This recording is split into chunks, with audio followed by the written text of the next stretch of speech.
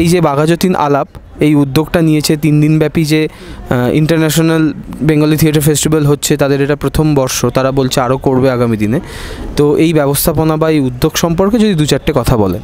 হ্যাঁ, প্রথম কথা হচ্ছে থিয়েটার ফেস্টিভ্যাল করাটাই একটা বেশ কঠিন কাজ বলে আমার মনে হয়।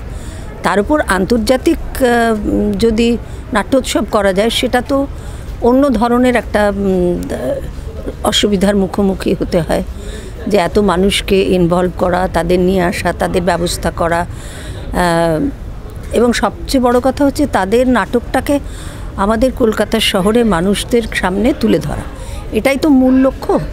তাই এটা করতে গিয়ে তাদের যে সমস্যার মধ্যে পড়তে হয় সেটা যারা জানে তারা জানে। এবার বাঘাযতীন আলাপ একটা প্রতিষ্ঠিত নাট্যদল, এরা চেষ্টা করেছে, এটাই আমার কাছে খুব আনন্দের একটা বিষয়। তার কারণ বাইরের দলগুলো কিভাবে কাজ করছে সেটা দেখবার সুযোগ তো আমরা পাই না, কিন্তু এই সুযোগে আমরা এই নাট্য দলগুলো, বিদেশি মানুষরা যারা বাংলা নাট্যচর্চা চালিয়ে যাচ্ছে বাংলার বাইরে, ভারতবর্ষের বাইরে থেকে, তাদের কাজগুলোর সঙ্গে আমরা একটা কি বলবো পরিচিত হতে পারি।